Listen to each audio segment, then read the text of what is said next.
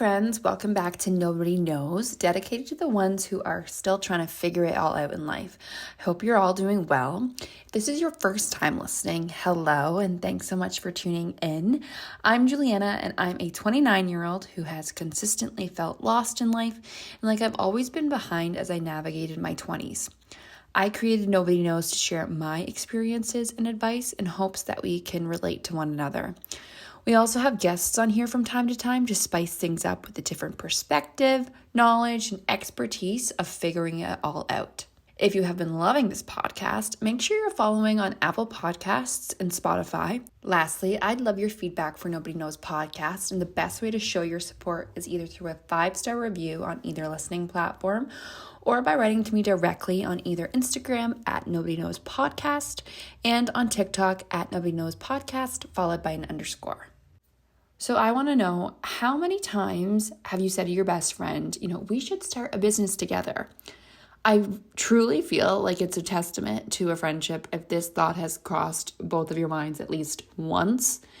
You like daydream or you joke about, oh, this would be a really good idea, or we could do this, or like, let's actually explore this further, but then nothing ever comes to fruition.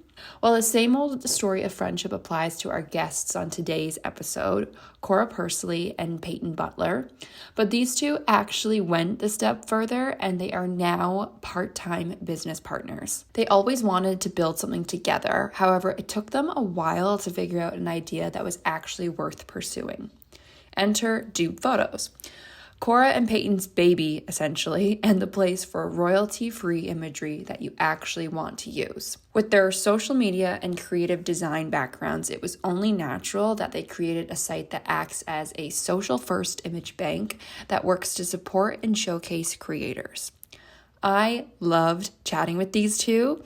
Their energy is vibrant and their story is inspiring. It's really exciting to see a brand just start out and in its natural form. And that's exactly where Dupe is at. Cora and Payton are doing a really great job of building their business and also being fully transparent that they have no idea what they're doing. In this episode, we're helping Cora and Payton figure out how long they've been besties for, and we're discussing the realities of fighting imposter syndrome constantly, not being the best at everything, but believing in the vision and sticking with it to continue to progress, and finally, what Cora and Payton view as the key to their success. Thank you so much, Cora and Payton, for joining me today on Nobody Knows podcast. I feel like we should just let the cat out of the bag and tell everyone that this is our second time recording. It's very on brand, one, because because the whole emphasis of this episode is just figuring things out, grassroots, building a business and just making it work when you have no idea what's going on. And this is technically your first podcast that you've been on, right? Second, yes. Second, take two. Yeah, and I was telling my partner that we were doing a re-record today, and he obviously knows the company name, and he's like, this is like a duplicate of the first take. He was very proud of himself for that. So this is our second re-record, but it's so good because you have so much insight and just vulnerability and genuineness about what you're doing and what you're figuring out. So I'm really excited to have you both on today. So how are you all doing? Good. Yeah. Different than the first one, but still good. Yeah. It's only been a few weeks. So as you already know, on Nobody Knows podcast, we always start off with asking, what are you currently figuring out in life? So this could be something big, something small. It could be related to work. It could be personal. What are you both figuring out? I think for me, my thing is trying to be comfortable being in the middle. I feel just kind of that is a theme throughout my life right now, in Dupe, in life, in work, because we all work full-time jobs apart from Dupe, and I feel like that's kind of part of being in the middle. But I feel like I'm trying to enjoy, you have, when you're starting something new, you have all the excitement of what could this be, what is what's to come. You can think of all of the fun opportunities that are approaching you, and when something ends, you can either learn from it or you look back on it really fondly. But in the middle, you're kind of just flailing, what's going on, and not really I feel like we're flailing, but I do feel like I'm just in the middle of a lot. We're working on phase 2 of Dupe. We're still all working full-time jobs. There's just a lot happening where I feel like I'm just trying to be really comfortable being in the middle of things, because I know even though I feel like this is probably still the beginning. Like I'll look back on this in a few years and be like, that was definitely the beginning of Dupe. Like it won't feel like the middle, but just getting used to that feeling and trying to enjoy the process rather than speed it up or slow it down or things that are out of my control. Well, not at the beginning and not at the end is like the two most fun parts. The beginning and the end. Yeah, for sure. So it's the beginning for sure. Yeah, I mean, there's so much. When we first started Dupe, the beginning of Dupe, it's before we launched it, we built it for a year, which we'll talk about before we actually launched it. So you just get to sit there and be like, what if this blows up? What if we do this? We're gonna do launch. You just get to dream up all of these crazy cool things of what you want to do, and then you launch it. And it's like crickets. You're like, okay, 4 people saw our post. And so it's kind of, the before part is a blast because you're just all sitting there dreaming up everything you possibly can. Yeah. And then you actually have to execute it. And you're like a little bit like shocked at like sometimes the results. But yeah. For sure. For me, I think I'm really trying to like find discernment in yeses and nos. What am I saying yes to and what am I saying no to? I have a tendency to say yes to everything and then show up tired, burnout, a little like spread thin. So I think I'm trying to figure out like what is like worth saying no to if it like protects like an attitude or like a outlook or even just like a night into myself. Like, what are those things that like fill me up? I want to say yes to those, and things that I can probably skip. And no one's gonna hate me. It's gonna be okay. She's a people pleaser. Certified people pleaser.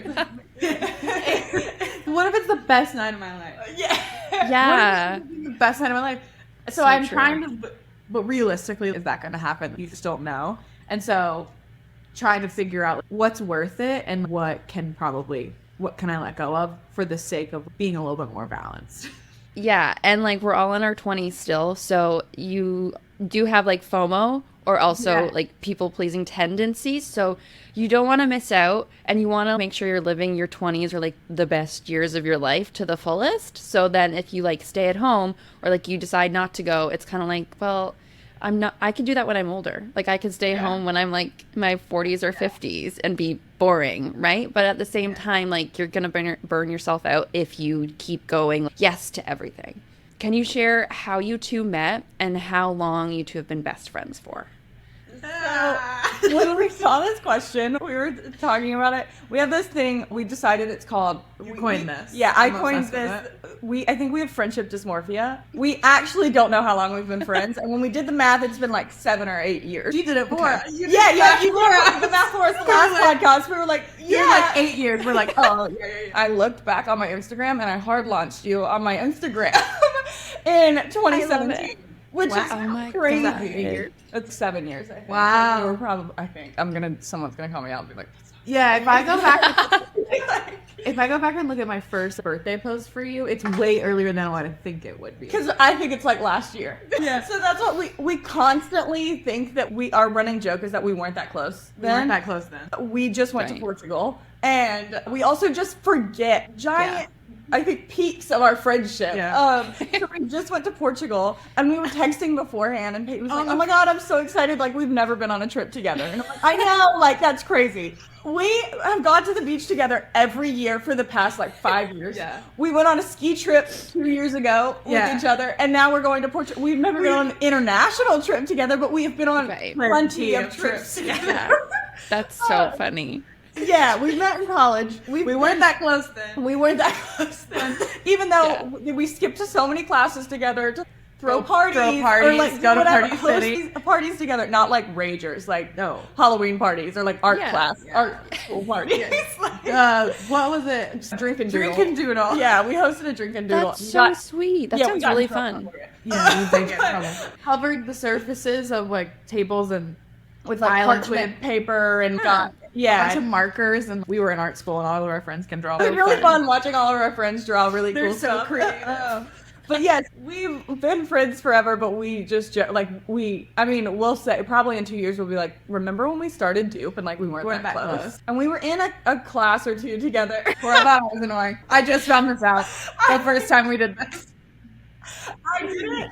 I said, I don't know if I necessarily thought she was annoying. she had a girl next to her that she talked to all the time. I think I was just jealous because I wanted to be talking. I was like, oh, they're so annoying. They're not annoying. I'm just a bitch. And so I was just jealous and wanted to hang, and I didn't have anyone to talk to. Maybe I'm the bitch for not inviting you to sit with me. Yeah. I think it, though, is a rite of passage to, like, when you first meet your in future best friend, you don't like them at first. Because, like, that's happened to me, too. Or something about them's kind of like, I don't know, like, questionable. But then once you become best friends, you're like, that's one of the best things I love them for, right? I have a couple of friends that our first interactions were, like, not the right foot. You wouldn't think that it would be, like... Yeah. Yeah, I do too. Yeah. But yeah, so we were in like a class together, and then, or just with our general art graphic design crew. Cohort. And then as we moved through classes, I feel like we had a pretty tight knit group, and then we just like were drawn to each other from that. And again, we're just like, we're like, let's throw a party. Like we always just wanted to do things with our group of friends, and we're always down to like help each other do whatever that was. I think also we were always, this is gonna sound bad, but like equally as fucked in terms of like our project timelines. 100%. We were both equally. We'd be like, "Have you guys started?" And they'd be like, "Yeah, we're halfway through." Cora and I'd be like, I'm sorry, notorious procrastinator. That's where the bond started. I think 100%. Like I was like trauma. Who else is gonna be? I'm not texting anyone else in my class at 4 a.m. pulling it all night. Like, we already did all their projects, so obviously they like had great sleep schedules. Yeah, and they would try. I feel like to empathize with us. They'd be like, "Oh, I haven't started. I've started, but not that much." And then I saw like where they were at, and we're like, "No, I haven't started a document." Yeah, like I have not opened this project, and it's due tomorrow. That's I do feel like there was some trauma bonding. We were like equally as disorganized and messy. Which is kind of funny to like now because I feel like it doesn't probably. I feel like I got to keep it and you had to pony up. Like you had to like get it together for me. But I feel like in some regards you're way more have your stuff. Like when we meet in the mornings, like I'm the one that's like making sure you're showing up to the meeting. Or like being like, hey, are you remember we have this? Yeah, but also you're always up at like 7 a.m. You normally are dressed and have your shit together, and I'm like rolling out of bed at 9. So like there is definitely our like first 20 minutes of every meeting Cora is making breakfast. Yeah, so I'm like making sure things are in place for sure, and like they're gonna get done. But I'm definitely not like we're a seesaw. What? We're a seesaw. Yeah, I guess that's a scale.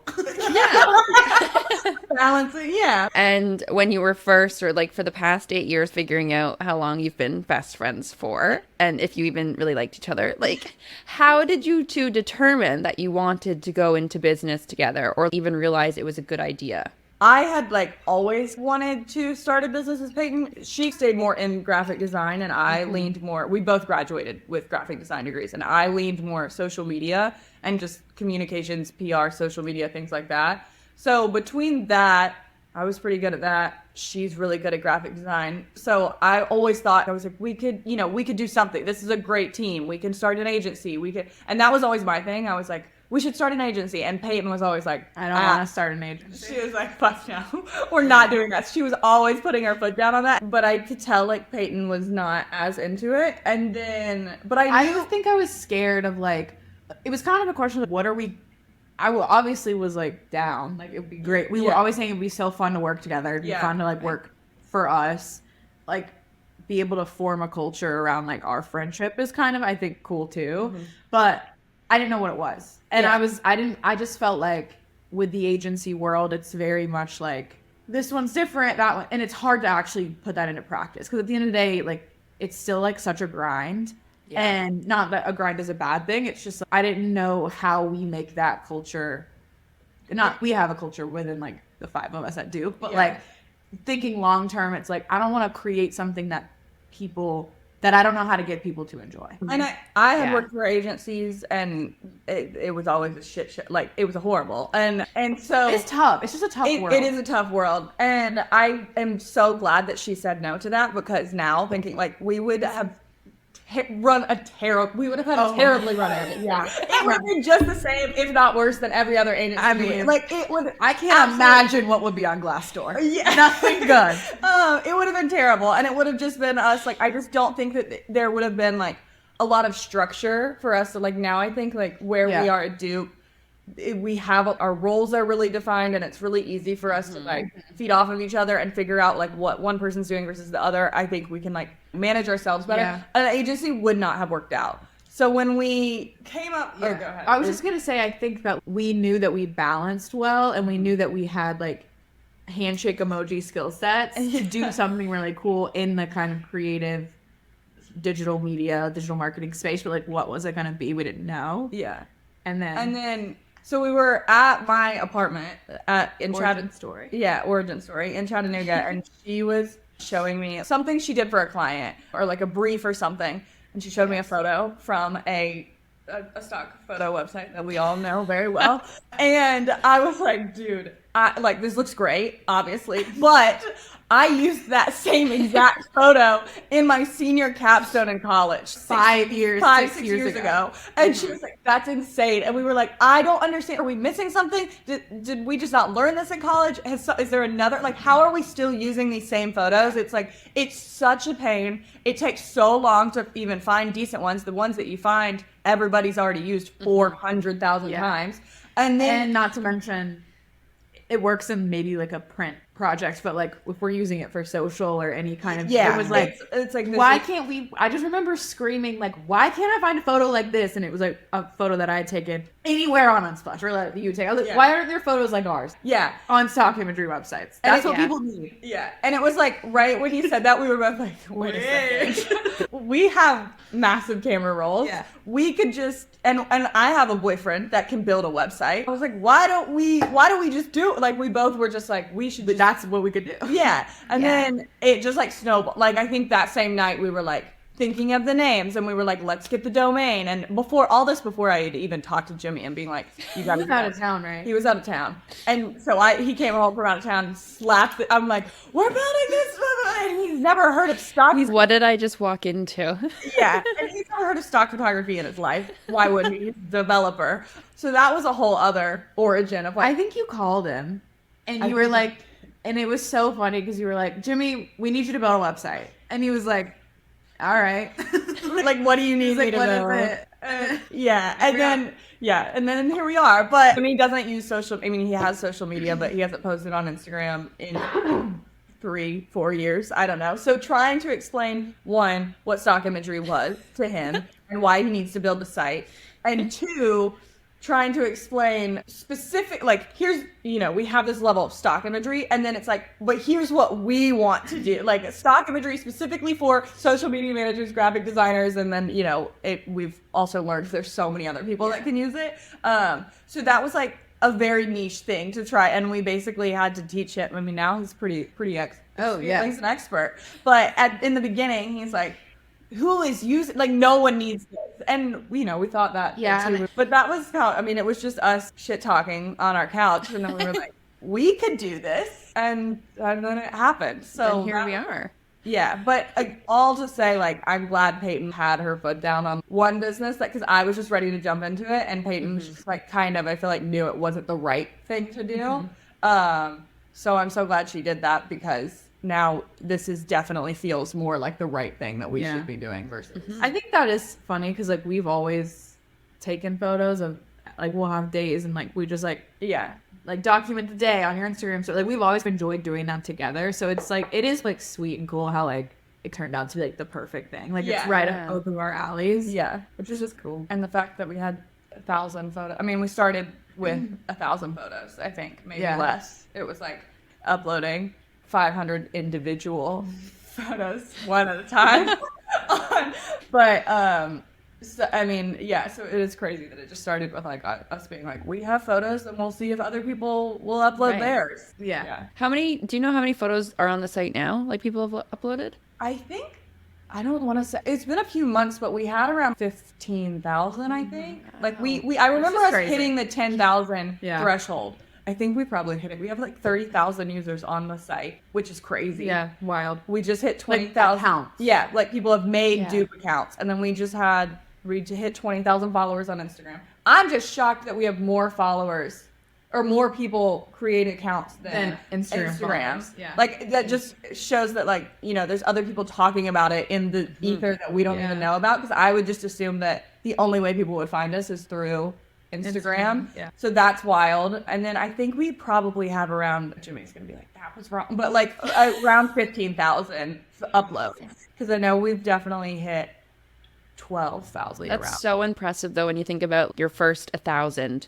Yeah. And it's scale tenfold or whatever the proper calculation is. That's so impressive. It's actually crazy because I remember the first person that uploaded that we didn't know. Yeah. That was a big day. Huge day. Like it was, I was like, is this a mutual of yours? Yeah. And Payton was like, no, like it wasn't a mutual of mine. And that was because at that point it had only been us, and then like our friends helping and other people that, you know, we maybe saw, like we posted on our personal Instagram, like acquaintances or whatever. So the first person that we were like, I was like, I don't recognize this name, was crazy. Yeah. And now it's even to the point, and we know a lot of people by name that we've seen, which when we're approving photos, we can't actually see who approves, like who uploads them, so that we could try to keep it as fair as possible. We can't actually see who's uploading, but then as soon as I approve them, I'll go on to Dupe and be like, who uploaded this photo? Like, it's so good. So we do have a ton of people that we know by name. We're like, oh my God, did you see Sarah's photo? Did you see Emily's photo? God, this is so-and-so coded. Yeah, but now it's to a point, like, we've had so many uploads recently that I, like, actually don't know some of the people that have, like, you know, we used to know like every single person, and there's definitely people. It's funny because again, we can't see the names, and I'll recognize. I'm like, oh, that's so and so aesthetic, right? Yeah, which is fun. But it's been crazy because there's been so many people. Like Jimmy clicked on it the other day, and he was like, "There's so many new people on here that I've never seen before." Because the regulars we definitely know, and so that's crazy. And I think like this might be later too, but we're thinking like we have these photos that we don't need anymore. They're just these photos that are like going to no use, and so that we're like, we wanted to be clear, like, because it was weird at first. Give us your photos for nothing, and like let people use them. But we kind of thought of it as they're going anyway. Yeah, it's either you already posted it, or maybe you posted it on your Instagram story, and now it's been sitting in your camera roll for 6 months, or a year, whatever. Again, it's just rotting in your camera roll. You can upload it to Dupe, and then meet. I mean, I've got so many people, I follow so many people that have posted on Dupe. You can just like meet people, or you know, hopefully when we have the second part of it, land you a connection with a brand or something like that. That's the goal. But at first, you know, it was just like, it's not really doing anything for you in your camera roll. So it could be produced or put, you know, on a site that can hopefully garner you some connections, and then just like create a fun space. Yeah, that's what I was going to say. The community that's built is fun. I think last time we were talking about it, it's like quiet scrolling. Like to scroll on Dupe is like, it's just so nice. You're just seeing so many pretty pictures. There's not a social aspect to it, really. I mean, like, you know, you have followers, you can like the photos, but it's really, you're liking the photos because you probably want to use that photo. It's like a peaceful way to look at photos. So, Yeah, I definitely use it in my social rotation, even though it is not really social focused, but I'll be on like Instagram or like TikTok and then Pinterest, and then I'll also go and open up Dupe, and I love it because it's just so refreshing, the content that's on there, and it's totally different from anything else. Yeah, when people say they scroll on Dupe, or like that one person, there's one person on Threads that tweeted, they were like, Dupe at Dupe Photos, and they were like, makes me want to go outside. Like, and I was like, I love that. Go outside and take photos. Like doing fun stuff. Yeah, like I love that people see it and are inspired to take more photos or upload their photos or connect with another person in the community. Like it's just fun to see how many people are inspired by it or using it, and then the different ways that people are using it. And I think it's also like people who download and people who upload, sometimes those are two separate people groups. Yeah. But I think there is an intersection of, okay, I use it's kind of like a, you know, they're like little libraries where you like take a book and leave a book. Yeah. It's like that of like, I needed this photo and like I didn't have it, so I used it on Dupe, and then I have this photo and I'll upload it. It kind of a little bit to me sometimes feels like that, because I'm like, I might have a hole in like my content calendar one day for a client. I can fill it here, but I can also kind of like help this. Yeah. Yeah, we had a girl reach out to us and say that. She was like, I've been using it so much, I decided to upload my photos too, because it was, take one, leave one kind of thing, which I love that mentality.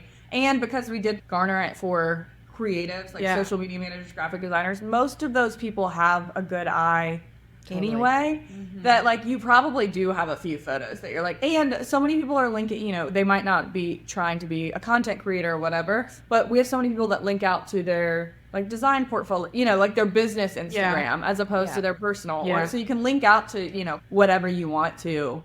So in a market that we've already touched on, it's saturated in terms of like stock imagery, so like similar platforms, what sets Dupe apart? And we've already touched on it, but what makes it the go-to destination for royalty-free imagery, but that like users are actually going to want to use? Yeah, I think when we saw this question, it was funny because we were like, it is a saturated market, and the more that we like got into it, the more that we realized it was a little bit more saturated than we thought. But also at the same time, we were like, I don't think it's that like we think that what we're doing is like, and not in a humble way. I'm not trying to like it's the best. Like, but I think that it does feel very different than there are a few powerhouses in the stock imagery space, but they do feel dated, and they again like I haven't been able to find much newness, or it's just for like again like professional photography, which is great, and like the photos on those sites are stunning. But they're not what I would want to use, or I think what our generation wants to use.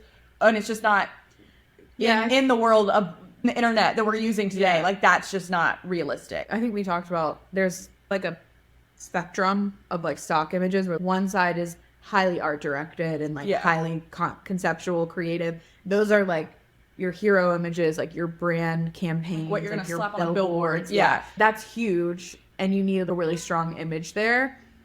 There wasn't much for an Instagram reel background, but that stuff still matters. We still need those images. You can't.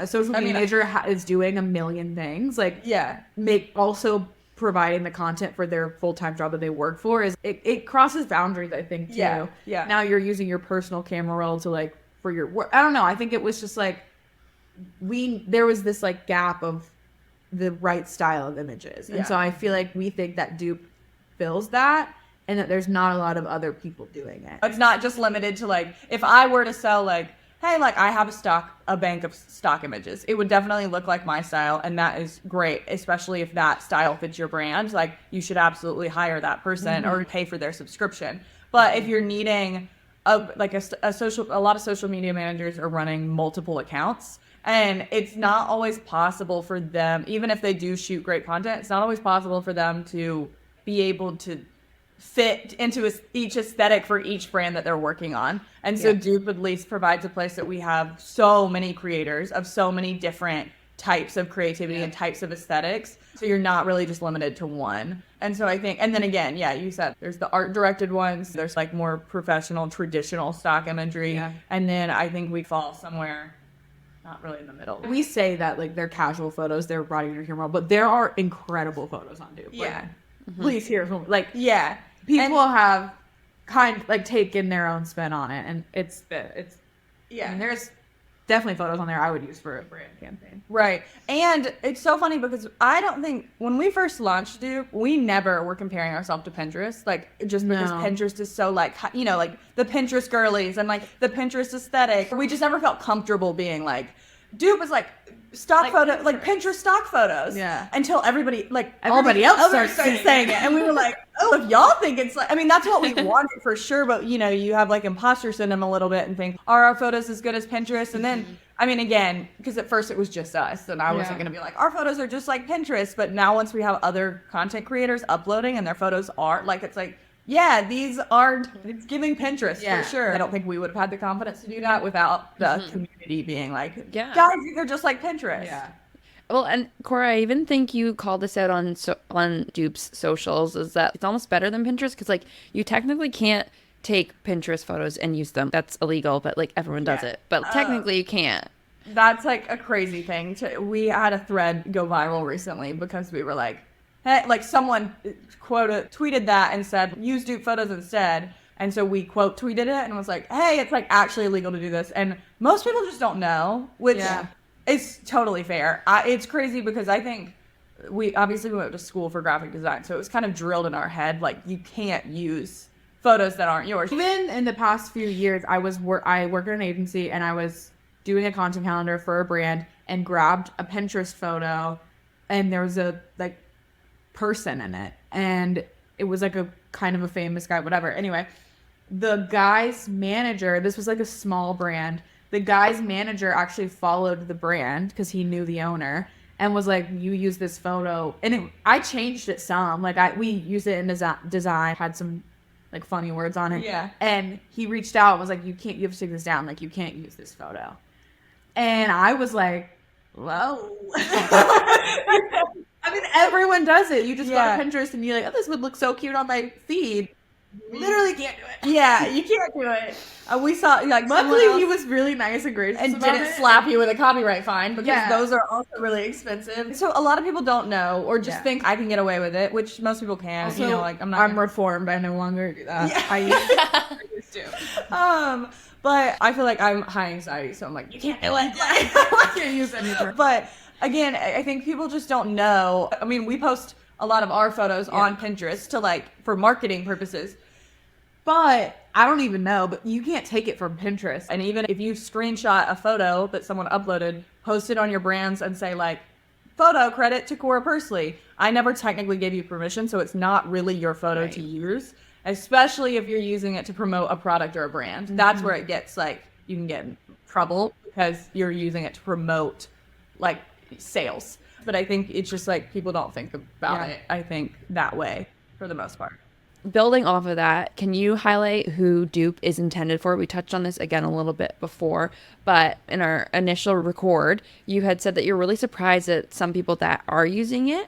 So share with us, for listeners, who can use Dupe. Yeah, I think when we made it, Peyton said this, but like we made it for us. That's what, like, when we were sitting on the couch, we made it for us. We made it for social media managers and graphic designers that need stock photos and just general creatives. We had a brief, I think when we were trying to convince Jimmy to do this with us, he like made us break down. Like he was like, I need a deck. Like I need, he's like more, he was like, I need a deck. I need to know who's going to use this, why they're going to use this, like how we're going to make money off the blah, blah, blah. Original intent was social media managers, graphic designers, general creatives. Now we have found a lot of like students, like art students use it, which is great for references because again, you can't take a photo off of Pinterest, draw it, and then sell it without like permission. That is one target audience that we didn't really know. Like we have a lot of students reaching out to us being like, thank you so, I just needing reference photos for art shows, art projects. Yeah, and their presentations and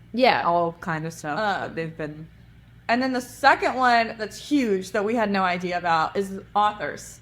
And so I'm sure if there's authors listening, I might be getting this wrong, so you can DM me and tell me. But from what I understand, a lot of independent authors, like if you don't have a publisher to like help promote your book, you obviously have to promote it yourself.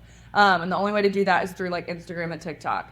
However, if you're promoting something, like trying to sell a book, you can't, if you're using Pinterest photos, again, you're using someone else's photos to promote something to make a sale, and that is not legal. So a ton of authors are trying to make like TikToks or Instagram like mood boards of like what their book's about to try to explain it without actually giving away the plot or whatever. They're trying to make like fan edits or character edits. Imagine trying to put together a mood board of like an Emily Henry beach read, right? Like with the stock images available to you previously. Imagine typing in like friends laughing to oh god, it's so cringe. Try and market your book to the younger audience and be like, this is gonna be cool. So it's a no from me, dog. Like, so that's like crazy. That's like our whole Threads account is basically we just have a lot of authors that follow us, and so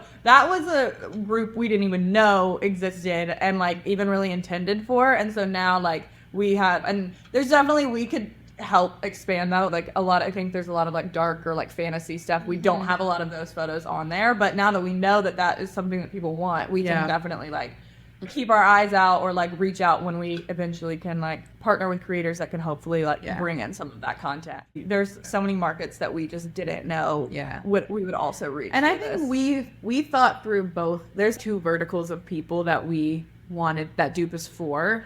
And those became clearer to us like as we kept going. But obviously there are, like I said earlier, like there are uploaders and there are downloaders and there are both. But we made it for us to be able, well, we made it for people like us to be able to have a bank of images to use that work. We also made it for content creators who are smaller, who are trying to get their foot in the door in the UGC world where you're not like cold calling and weird sketchy DMs from like sunglass companies. We've all gotten them. Like, you're like, is this legit? We also made it for those people to like have visibility, right? Because like it is hard to have it on Instagram. You're not getting found. And we talked about that a little bit, but I think again you said we made it for us, but then we quickly realized that we were like, oh, this is a great way to find creators. So as soon as we realized that, like after we're like, oh, we have stock photos, but now we're also going to be garnering a ton of talent. It quickly changed into like, here's how we can pivot and grow to help promote all of those creators that have uploaded on the site. So that's a good call out. It was a little bit of both for uploaders and downloaders. So going back to the beginning with dupephotos.com, it gained traction, I think, with over 16,000 users, you said, before you launched the mobile app, right? Before we launched the app, Okay, so what strategies did you implement to attract users to the website specifically? So this is like kind of...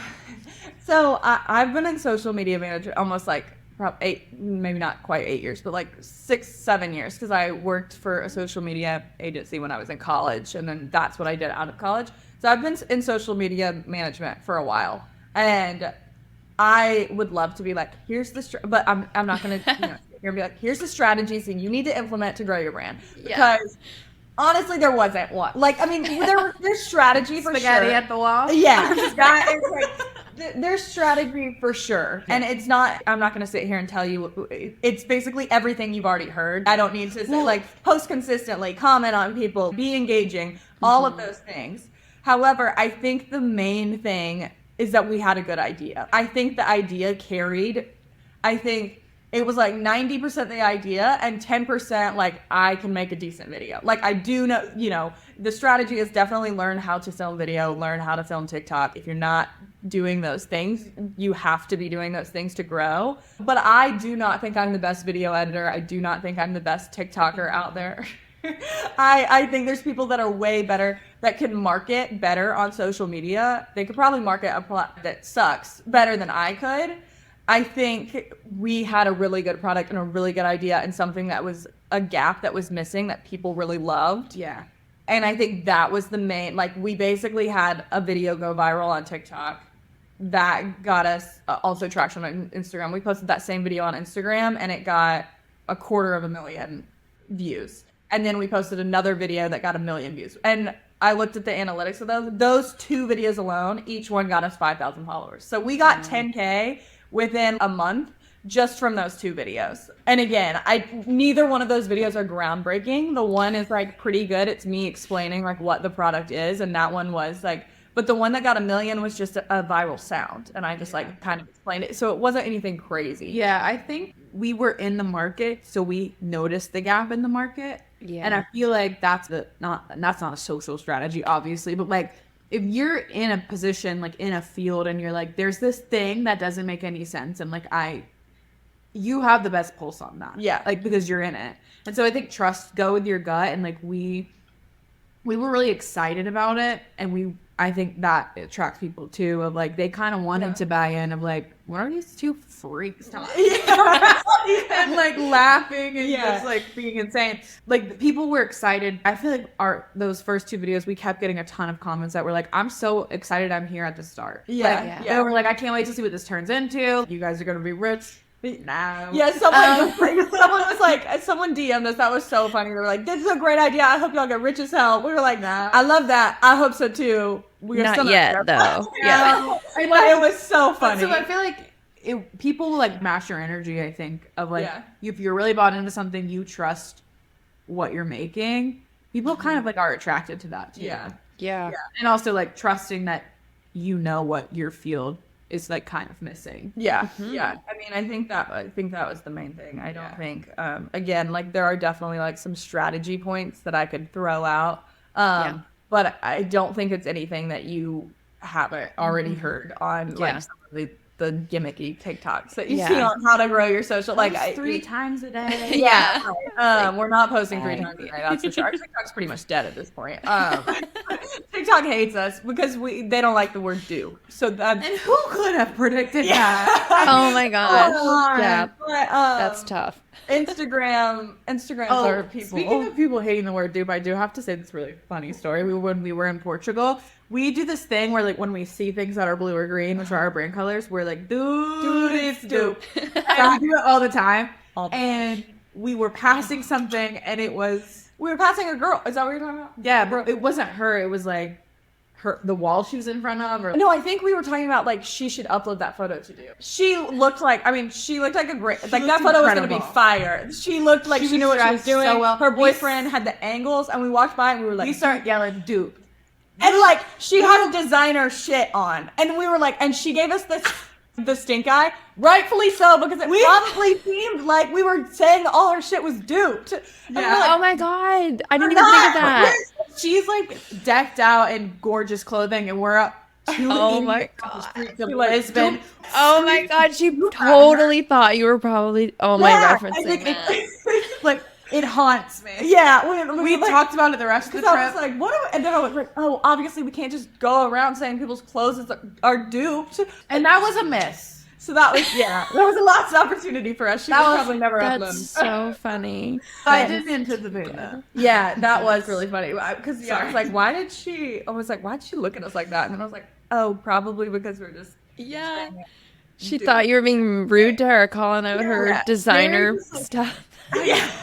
Very like in the vein of what you talk about a lot, like there's a few mishaps in our name. I love our name, but we have crossed multiple bridges of like, dang. Yeah, we can't say the brand on TikTok. Yeah, TikTok doesn't like it. Apparently it means it means ass in Serbian, I think. Serbian. Oh my God, really? And there's another country too that they were like, it means ass in a couple different languages. Which then like shortly after we named it, we came up with this conceptual. Oh yeah, we were like, dupe photos, like just duplicate photos, like because people asked us. We came from design school. We know how to BS like an artist statement. Yeah, brother. We were like, oh, your duplicate photos, your dupe photos. We did not think of that. We just thought the name sounded cool, and we thought dupe, like all the dupes, was definitely going to be trendy. We did not think that dupes would be around for as long. We're like, oh, it won't be. It was not good. Our SEO was trash for the first. I mean, when our first video went viral, that's the entire comment section was like, can't find you. We were like, only 5 people have been to this website, and now 7,000 of y'all are trying to go. So there's no SEO. That's so fair. I was like, you gotta type it into your URL, babe. It's very relatable though. A very relatable strategy or lack thereof a strategy and like naming your business. But like that is, I feel like what a lot of like business owners or people who are starting an idea probably deal with, but no one talks about it or like even registering your business or any of that shit. Like I'm sure no one's ever done it like perfectly, but that's very relatable. I mean, truly, like no one knows. Again, no one knows what they're doing. Absolutely not. We definitely just made up the whole thing as we went. Literally. Jimmy didn't. He can definitely build a website. He's a developer. He didn't really know how to build an app, and he built it. I mean, we got his friends from college. You know, we said we have 5 people on the Dupe team. Jimmy, Payton, and I are the co-founders, and then his 2 friends from college are roommates in college. One of them we brought on to help us. We all work part-time. Like, brought on the team as in, hey, do you want to help us out on the weekends building this website? And then same thing, we had to bring in the other friend because we're not very financial. Like we would girl math this whole company. We would girl math the entire company if it wasn't into for bankruptcy. Actually, I feel like that's what we did. File an LLC. So if people sue us, we have no money. They will not be suing us personally. So we did learn that make an LLC for your company. That is another important tip. Yeah. Can you share a specific moment during the development of Dupe where you felt completely lost or unsure of what you were going to do next, or if there was even a time when you wanted to quit, and how did you both navigate that uncertainty? One thing that I've learned, Cora will drag this cart until Off the cliff. yes, not drag. But she will carry, like, she will always be ready to go, and I think that is important to. That was a big part of that balance that we found of just. I have a very strong tendency to, like, I love to chat. Yeah. I love to talk about it. Let's talk about it forever. Let's dream about it forever, and then it's time to start doing the stuff. And I'm like, yeah. And I think there were like a couple like big hurdles of our process was jank. Yeah. If you like.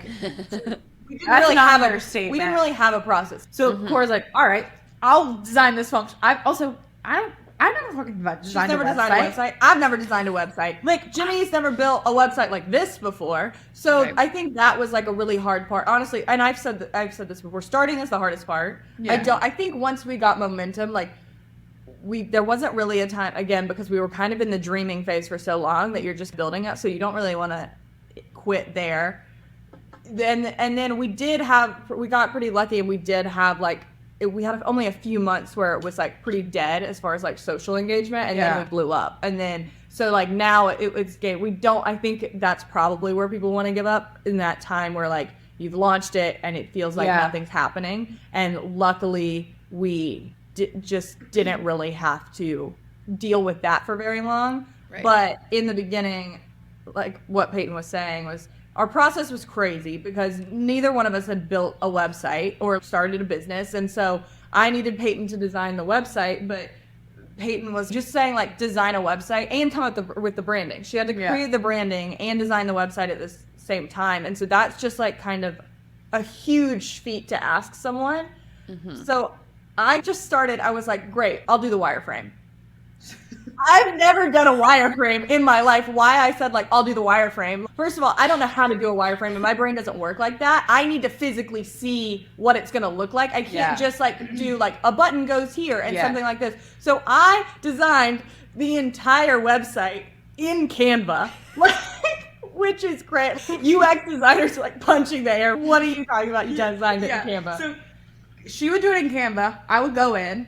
Look at it and remake it in Photoshop. Because she's like, I'm not using Canva. Yeah, no. And design it, and then we would hand those JPEGs off to Jimmy, and then he would code it. And so that was all like very like sputtered engine. Yeah. We don't know what we're doing, but we're just gonna do it. And I think that, to go back to the question, like there was a moment there where I was like, this is, I don't know. I'm not having fun. Yeah, I just think there was just this moment of like, okay, I'm either gonna like do this and have a lot of fun, and like make this thing and it's gonna be great, or I'm gonna like bail. And I think I never really thought I was gonna bail, but they were kind of like, you probably should. No, Cora would never say that. By the way. Cora was like, she's in. But I think there was a moment like, I think Jimmy and Payton have different. Where it was like, I think it was like a question of like value, and then also a question of, do you want to be in this? Because it kind of didn't feel like I did. I always did, but and then there's the whole thing of like, we do have vastly different lifestyles, in the sense that I have a serious relationship that I've been in for years. We live together. We live in a smaller city. And we're always together. We're always talking about Dupe. That was the main thing. Yeah, there was so much momentum. From us, we wake up and we talk about Dupe. We wake up and we're like, hey, like we should do, like, let's do this on the site today. Let's do, whatever. We're talking about it all the time. We're saying we should do these partnerships. We should do that. And Payton's over here. She lives by herself. She's in the fucking trenches. She's trying to date people. Yeah. She has a life that she has to live. Yeah. In order to be a normal 20-year-old or mid-20, whatever. Jimmy and I, like I said, are very different lifestyle-wise. And so we would be psyched all the time because we're constantly talking about it. And then Payton's obviously over here just in her bubble. She's not hearing all of that excitement. Yeah. So like you said, when we would get together, it would like, you could see the momentum was like happening. But then when we would go back to like, us in Chattanooga and Payton and Atlanta, it would like kind of separate. So we had to solve for. Yeah. And I think there is that moment of like, okay, I'm designing this website with you, and it's way out of my comfort zone, and it's like hard, and like there are the hurdles that I'm like, I don't like the way that looks, and I don't know what to do about it. It just always felt like what are we like gonna do? And then it's like, and by the way, this isn't like the hard part. Right. It's gonna get a lot harder.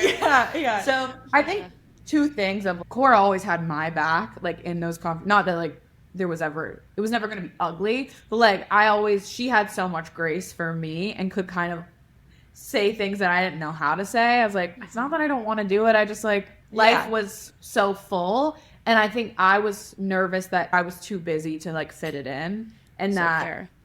it would. And then I was like, I'm always gonna miss deadlines. You do have to have a certain amount of accountability, and I think we have very open conversations of like, I'm aware that I need to like step it up. It's important to like call yourself out so that like if you're in business with your friend, they don't have to. Yeah. I will say the one thing about like, how do you know that you want to go into business with someone? There's a lot of things that you should check off, but I feel like one of the main things is like being in business with someone that's self-awareness is like especially like with a friend. Thank God Payton's self-aware. I think you're probably more self-aware than I am. But like, so that when you do have those hard conversations, there's not like, you're not getting defensive. Or like, normally Payton's like, she's beating me to it. Like, she's texting me and being like, hey, like, I didn't get this done. Sorry, but before I can even be like, hey, did you get this done? Or vice versa. Like, just being able to have a little bit of self-awareness and being like, yeah, like, for me, I'm like, I overstepped. I shouldn't have said, like, this is your role. I don't need to say these things or whatever. Make those calls. But I do think like self-awareness for sure, one of the most, I think, important things.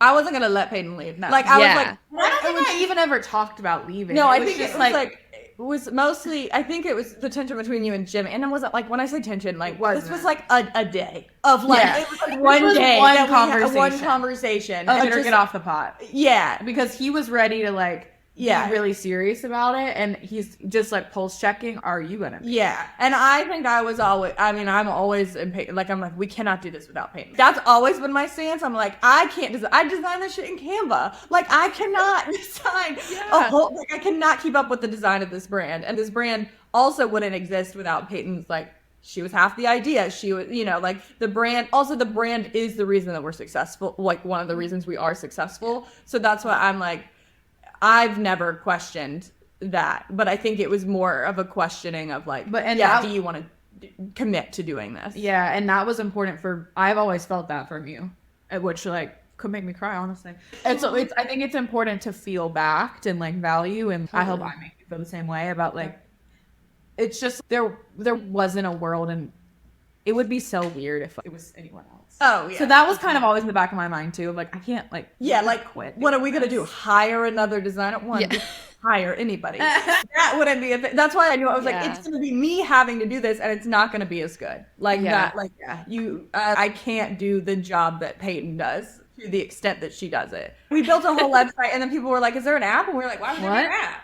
And then besides, like, your SEO sucks, our second biggest comment was, is there an app? I can't find it in the app store. We're like, it doesn't, there's no app. Jimmy had to pull in a friend and learn how to create an app. So I think those were definitely hurdles, but by that point, I think you're just in it. There wasn't a point that we were like now I feel like we're so far in it that like, unless something like catastrophic happens or like, I don't think that there's anything that we're like, we're gonna be like, oh, like we can't do this. You're too far in it now that, like you said, it really, even if it was catastrophic, I feel like you're like, we put in all this work. Yeah. We got to figure it out. That was the point. And I feel like I get that way a little bit, and probably to a fault. Once I tell someone I'm doing something, I have to do it. I feel like I typically, like, people, I think, assume that I have an impulsive, like, personality. I feel like I give that, but it's really not. But once I tell someone, like, I'm doing this, whether it's starting a business or whatever, I don't want to be the person that doesn't follow through with that. Yeah. It's embarrassing to me. Not embarrassing. Like, I've never thought that about another person. If they say they're doing something, like, things change, people change their mind, they don't want to do something. I've never thought that. But to me, it holds me accountable. Once I say it out loud to X, Y, and Z people, I'm like, this has to get done. So once we started talking about Dupe to, like, our friends and family, I'm like, there is no world in which this isn't happening. Like, I've already, told 800 people that we're doing this. So I think that for me is like my drive. Again, I think that could probably lean on side of a little toxic depending on the issue at hand. But for this, it was probably a good trait to have, that I was like, no, we've already made it this far. And kind of the same thing when we were talking about competitors too. As we went through the space, I think our biggest fear creating it was like, we would stumble upon the fact that someone had already created this. Yeah. They hadn't really, which was great. But at a certain point, you just get there and you're like, you know, what we've been building this for a year. We can't stop now. If you're starting a business, like starting is the hardest part, and there is no right way to start. You just have to like start. And even if it's, because again, like creating the wireframe in Canva was crazy. And again, it wasn't even a wireframe. It was me designing an entire website and then Payton redesigning that website to fit the branding. But you got there. And it would have been longer for me to like research. I think Figma is probably the best way. But it would have been so much, like I would have been so much more overwhelmed trying to like find the right way to do it and research that and create it that way and then learn a new program. And then I think that would have taken equally as long, if not longer, for us to do it that way than it would for us to do the way that we did it. So like, it doesn't matter if that's how we got done. It got done. We notice flaws on the website all the time and flaws on the app all the time. And obviously if like people like, if the app is broken, they will let us know. But there's so many things that I think people are going to call out and no one notices except for you kind of thing. Like people are not paying attention to it. It's not under a microscope to them like it is to you. Yeah. I want to go back a little bit to what you had said, Payton, about like living your life, but also committing to this business. So you both currently have full-time jobs outside of Dupe. So I would assume that majority of your free time when you're not working is going towards progressing Dupe. So how do you make peace with doing other things like family engagements or like just being also best friends and not like focusing on Dupe or just random things that come up in life? How do you balance it all or figure it all out or make sure that you're also making time for yourself? We're kind of opposite ends of the spectrum, and we are desperately trying to meet in the middle. And I think that's probably also circling back to the first question, that goes into like what I'm figuring out now. Where like I try to visualize it in buckets of like, my work bucket is obviously big, like full-time job, obviously. And there's a social bucket. Like I'm single. I'm like, that's a whole thing. And there's like scary people out here in the world. And like, you have to put effort into that, you know, it doesn't fall in your lap looking for friends, relationships, whatever. I have a huge family. They live in driving distance. There's always a birthday. There's always Mother's Day. There's times two. I have 4 parents, you know, like stepdad, stepmom, mom, dad. Siblings, step-siblings. So it's just like there are so many things. And I think circling back to what's important, I feel really good when I work on Dupe. I feel like that's very fulfilling to me every time. Even if I'm like, I really don't want to do blah, blah, blah. When I sit down and do it at the end, I'm so much happier than if I would have gone on a first date. Or like whatever it looks like. So I think it's just really trying to discern, like, I know I feel good and like fulfilled and like happy when I work on that. That's not always the case. Sometimes you work on stuff. The other night I was designing something for Dupe and I went to bed, like closed my laptop and I was like, I feel worse. Because I didn't like it. So like, I think it's just, and not that you can make that decision, but it's just like weighing the time of what do I need right now. And it can't always be about what you need and what you want. Sometimes you like business is business and you have to do it. But if you have any kind of insight, like back to self-awareness of this is my week, these are the number of hours I have, and like how can I allocate that to make sure I'm taken care of, like gym, grocery, walk, whatever, make sure my job responsibilities are taken care of, and then make sure I'm being a good partner. And like what room does that leave, and like how do you occupy that? I think it's so hard. And like I think you have the opposite problem. Before we even started Dupe, like she's a workhorse, and I fucking love that about her because like I want some of that because I love to have fun, and so does she. I feel like before we even started Dupe, we would be hanging out, like sleepovers, whatever. We sit down to like for the night, get dinner. Cora's got her computer out. Oh my god! It's like a tick. Like I have to have it open. Like I'm not even working on anything. I just like need it in case the opportunity, like if I have an idea. Like, my computer is always open, which is not good. I'm not gonna say we don't totally need to glorify. Like which I don't think I am. But like I will just sit on my computer, even if we're watching TV. Jimmy and I, it's okay. We worked at our jobs. Now we come sit on the couch and we work on Dupe and we watch TV. Which, granted, like sometimes that's how it's gonna have to go for a while. Like until we can all take this full time, that is like what you signed up for. Sacrificed a little bit of that, yeah. However, sometimes I don't need to be working. Like maybe just shut the computer for like 30 minutes. But if I'm just sitting, even if there's a screen in front of me, like a TV in front of me, I'm like, I need to be doing, like I need to like have my, because I think there is always something that you could be doing. There's always more that you can be doing. And it's funny that because you were talking about how you felt worse going to bed, and yours is so subjective too. Like it's so, like I feel like yours is, most of the things that I'm working on, there's definitely things like Instagram, like vanity metrics. If we post something and it doesn't do good, like I'm obviously like, throw the whole thing away. Like we say that all the time. Worst app idea ever. I'll sign away. But for the most part, it's probably like mentally a little bit more draining on you because it's your work and it's so subjective, and it's basically what you're like, if you deem it good or bad. The stuff that, a lot of the stuff that I'm working on, if it's like admin work, it's just like it's not necessarily like metric. Like if I'm writing a blog post, like yes, I want people to read that blog post, but like it's mostly just like there's always stuff that I can be working on, but the mental aspect I don't think is as like hard as like a creative process can be. So I think that's my issue, is that I just never, I feel like there's always something I could be doing. Something that I have to constantly remind myself of, and I'm trying to make sure I agree with this in my life right now, because I said it to my friend the other day and he was like, I don't agree with that, but it's done is better than perfect. He's like, no, it's not. And I'm like, maybe it's not, but like I will get so caught up on like, stand in your own way, because like my house isn't clean and I'm not in the like right headspace to like really create what needs to be created here. And I feel like you need someone, or you need yourself to pull you and be like, hey, maybe just do it. And that's better than making sure everything is set up for you to think that you'll succeed. Like I think, like you said, starting is the hardest part. And that is such a perfectionism is so paralyzing. I would rather just sit here than make something that I don't think is going to be great. When in reality, if you just start, you'll end up making something great. Like, I think I agree with that. I agree too, because you don't have, like, you two are the co-founders of Dupe, so you don't have to report to any. Yeah, sure, you might have to report to Jimmy and the other two that are now working with you, but at the end of the day, you have the final say, I assume. You could sit there for hours and just keep perfecting it because you're not reporting to anyone else. It's not like at work where it's like you need to have this done by a specific deadline. So I think your sentiment of done is better than perfect is great for this type of situation, because you'll never make progress if you just continue to work on it or stand in your own way. And I think Cora's always been really great about discerning what is important that we do today and what can wait. And she's always said, I want this to be fun. If this isn't fun, then like, why are we doing it? Like, we're not trying to create a workplace.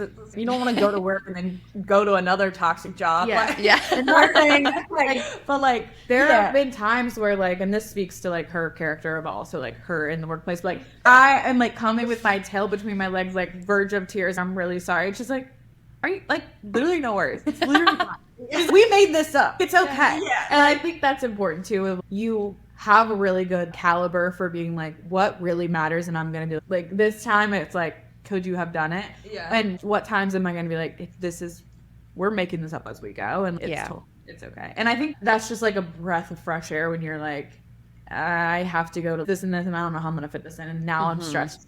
Don't stress about that. But I also think, playing off again, there's a lot of trust there and self-awareness, which is like, obviously I'm not gonna get upset with you because I, one, trust that you'll do it the next time, and two, know that you have enough, like I know that you feel bad. Like it's one of those things of like, that I'm like not gonna be like, okay, well like next time, like I'm never like, whenever, you know, because I just know that like you, I feel, are a person that like, one, you're hard on yourself anyway because you're like such a people pleaser, but two, like if you like are like, hey, like I couldn't get this done, I know it's gonna get done the next, like you'll reprioritize. Like I feel like you, whatever you do, if you don't like the outcome, you're really good at pivoting and being like, okay, next time, like I obviously need to like do this to make sure, like you said, like filling your buckets and making sure, being like, so like I feel like it's also easy for me to be like, to give grace in those instances, because you're so easy to be like, oh, like obviously it's gonna, you know, whatever it is, we'll get done the next time. Another like thing I think I'm learning is she'll ask me, when do you think we can have this? I will respond, and I did this at work too. I do it in probably all areas of my life. I will respond with what I think they want and not always the right answer. Can you do this by next week? I'm like, yeah, of course. And that's tomorrow's problem or the next day's problem. And then next week comes around and I didn't get to it. And then and if I would have just said, okay, well, let me look at this and like actually analyze instead of being like, no, I'll pull a couple of all-nighters and then I'll figure it out. Yeah. When that in reality is not going to happen because I'm like, if I don't sleep, I'm going to be a monster. So like, okay, I'll push this. And then it just gets pushed and pushed and pushed. So I think recognizing what you have, like being able to say, hey, I would love to have that by then, but like in reality, it's going to be this day. Yeah. They're fine with it. Yeah. But like, just say it right the first time. I feel like there's definitely times where I'm like, can you have this? Or like, when can you have this done? You're like, I can have it done by Monday. And I'm like, let's make that like. Are you sure? Do you want to reevaluate? Yeah, actually, let's push that. Again, I'm very much we're in that. I'm like, yeah, I'm about to get off this and work on it for 10 hours. And then you like actually get off a text or you're like, I have to cook dinner.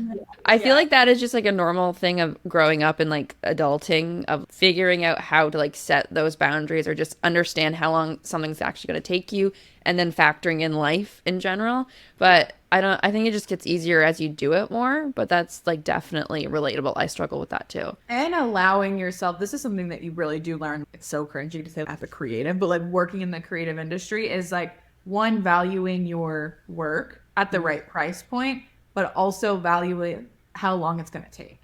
Yeah. Because like, it's so easy to be like, what are they thinking this should take me? I'm going to say that. But actually the more you do it, the more you understand, no, this actually takes, there's like a mentor in my life who I've learned this from. I'm still learning it from. This actually takes 2 weeks and that's fine. That's okay. And that's good. That I can't get on. It's so hard for me because I'm like, you want it tomorrow? Cool. So in hindsight, what do you think is probably Dupe's biggest factor of success? And we've touched on a few that you think, but like if you could pinpoint it to one, is it like a strong brand presence, maybe like the relationship between the both of you and like your willingness to collaborate with each other or also be self-aware?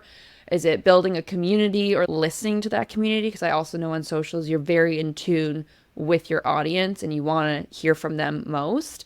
Or is it like the gap in the market? What do you think is the biggest factor? I do think, like I said, kind of instead of strategy, like I do think it's a good idea. I also think it's free. Like the whole platform's free. So like if you're launching a business and you're giving your product away and people still aren't interested in it, you might want to like recalibrate a little bit. So there's not a huge barrier to entry right now. If you want a piece of our product, you go online and you get it.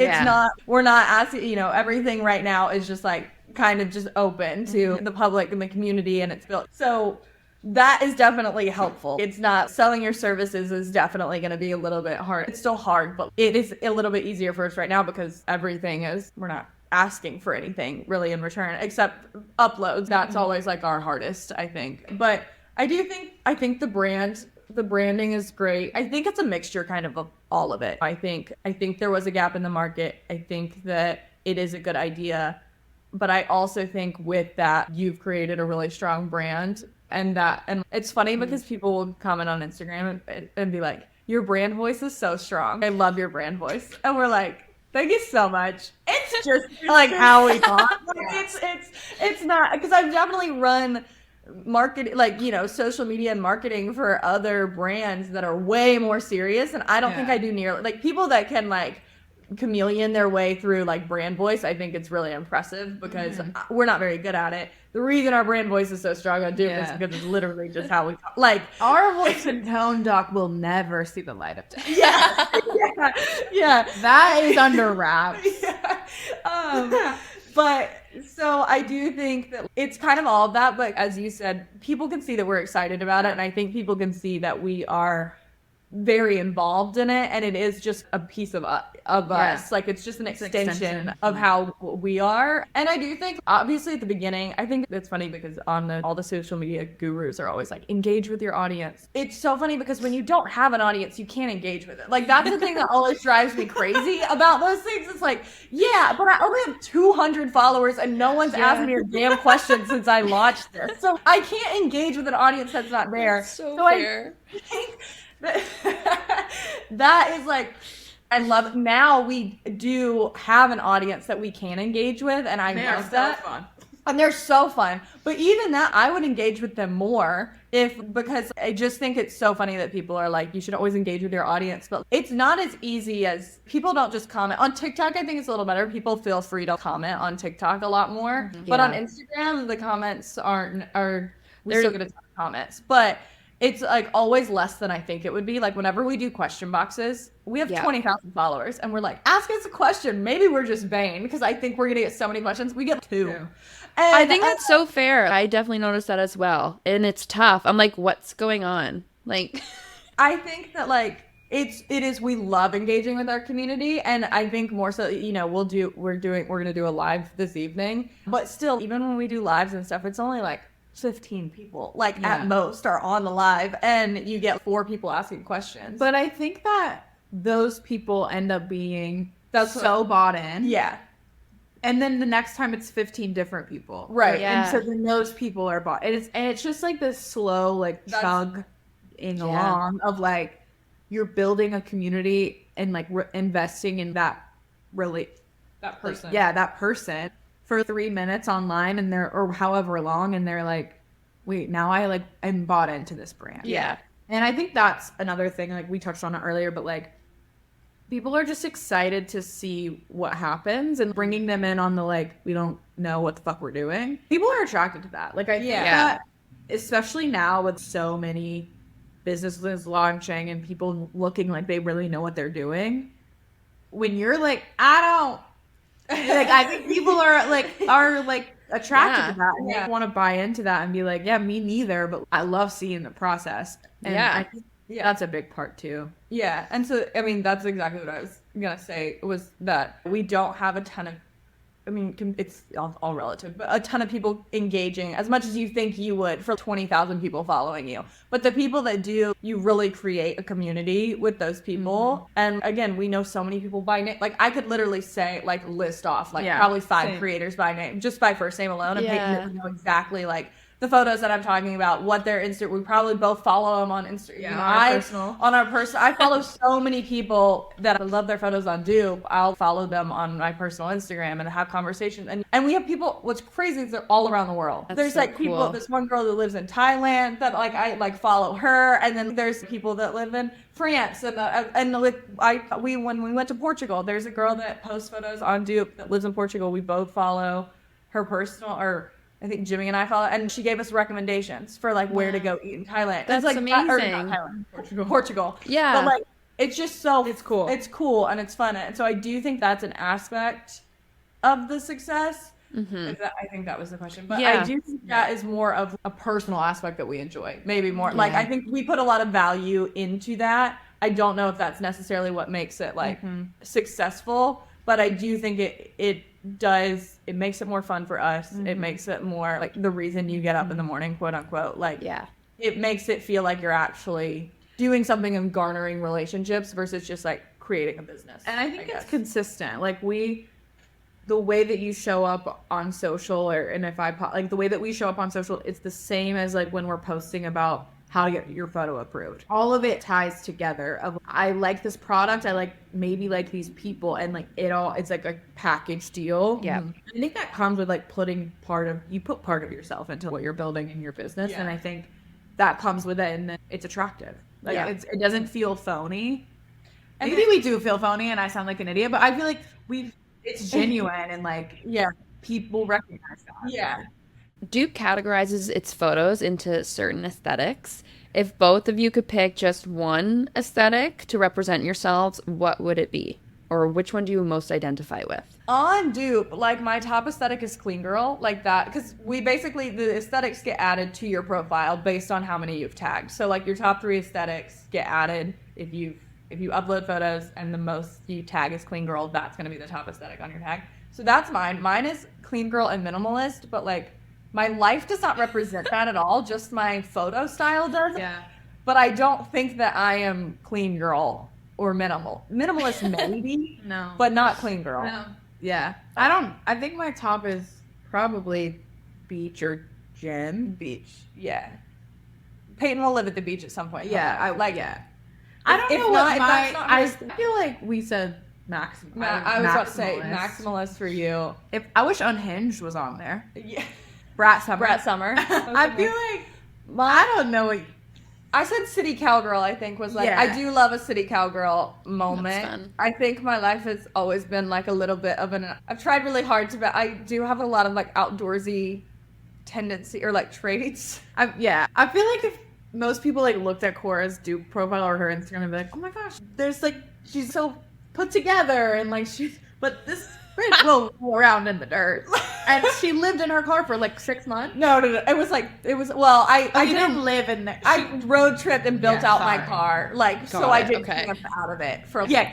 That's what I 3 months. And like, so I do have a little bit, I feel like my aesthetic has always been all over the place. And in college, I had a blog. It was called The Urban Adventure. It probably is still up because I think I do love still it. take that Go Squarespace. read it. Don't read it. No, read it. But it was basically like trying to balance. Like I was so into Gossip Girl and like also so into like rock climbing and trying to like find the balance of being Yeah. like, I want to be like, I love the fashion world. I love the creative space. And then also, but I love like the outdoors and nature and trying to find the balance of that. I never found it. You don't have to. But you don't have to. So I do think it's funny because like I said, I don't think I would ever do like clean girl would not be my aesthetic. But it is funny once I started plugging in all my photos on Dupe and then seeing what like, oh, okay, like the majority of my photos do fall into this category. I tagged them, which is kind of fun to see like, oh, Yeah. this is how like I'm perceived, not really like I'm perceived, Right. but how I could be perceived based on like this computer tracking my. In a way, it's not like a tarot card reading or like a horoscope, but you don't really expect what you're going to get out of it. And you're like, oh, Yeah. like, am I a clean girl? Can you both hint at and share where Dupe is headed within the next few months and years? You shared a little bit, but share with us where you're headed. Yeah, so the next phase that we want to launch is our phase called Dupe Biz. So Dupe Biz is basically the site that we've always, like I said, we've always wanted Dupe to be a place where brands and creators can connect as well as like other creators and creators. That's where it is now. It's just people to find other creatives in their realm. But when we conceptualized it and realized how much talent we were going to gather from this website, we were like, this would be a great way for brands to connect to creators. So we are trying to build out a part of the platforms where hopefully this would help us monetize the platforms where brands could pay to use the platform and then they could reach out to content creators that have uploaded their photos to Dupe and either send them free product or do partnerships with them, collaborations in exchange for content creation, things like that. So we're building out that. It'll be obviously like a really simple phase first and then we'll work on adding. We're doing kind of MVP stuff right now and then we will work on adding and making that and building that out to the fullest potential. That's kind of always been our plan. When people are like, how do you want to monetize the site? That is like, how do you make money from this? We don't make money from it right now currently with the model we have, but that was not always, we've always intended for this part to be the part that made money. Most traditional stock websites, I think, will pay for, there's a premium tier that you can, or you pay for each individual photo. And we just didn't want to do that for the most part. I just feel like it was I just don't think that you're getting, again, it's like a little nuance because those photos are definitely like higher quality photos. I'm putting air quotes around that, forgetting it's a podcast and like you can't higher quality photos. So like the payment I think works differently. Not that our photos are low quality, but like technically, yes, like resolution wise, they probably are lower quality. They're shot more so on an iPhone. So I don't think, we've never really wanted to charge people as far as like a premium version or this way. I don't know how much a photo is worth. Yeah, it felt yucky to Well, yeah, it also felt yucky is wild. It felt like not good to us.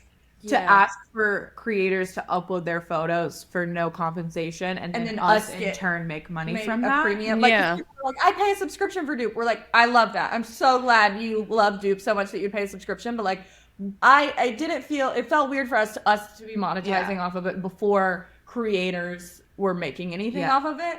I think very quickly became the priority. Like, oh, now we do have this bank of creators that are really talented. Like, how do we get them? We want to get their back. Yeah, we don't want their back. We want them to get their back. Like, how do we get them paid? And I think that's where the second tier was.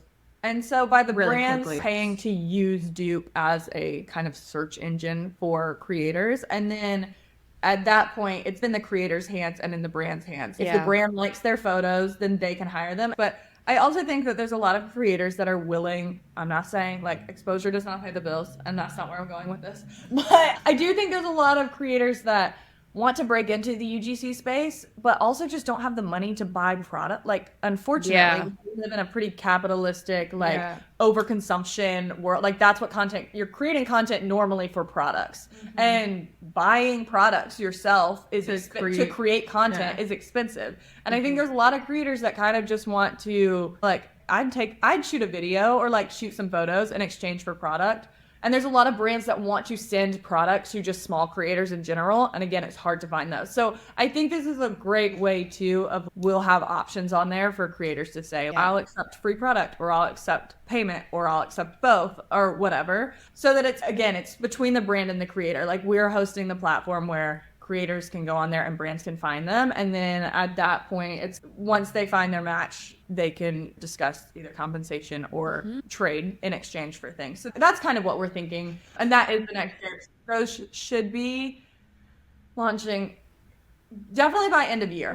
We're trying. I think our timeline has moved up. Like, we thought it was going to take us longer to build this than it has, but I don't want to be like coming in the next couple months because we also thought we would build Dupe in 3 months and it took us a year. So, well, that's fair. And there will also be a lot of growing pains with that. Like, I think that will be when we talk about like trial and error. Like, we haven't really we've had a lot of success early on, which is great. I don't think there's been a lot of error for the most part. We haven't been like, and I'm not asking to be, but we haven't been like really beat down. We haven't had to like really fight through a few hate comments. Well, it's also I think that will come there of like, we're trying. Maybe isn't as instant as because giving again, people a free product. Now we're asking for compensation from brand. This is going to be definitely a different, again, we don't know what we're doing. This is a whole new experience for us and a whole new market for us. And it might end up being that this doesn't work. This isn't how we monetize. Like, we tried to monetize the site this way and it actually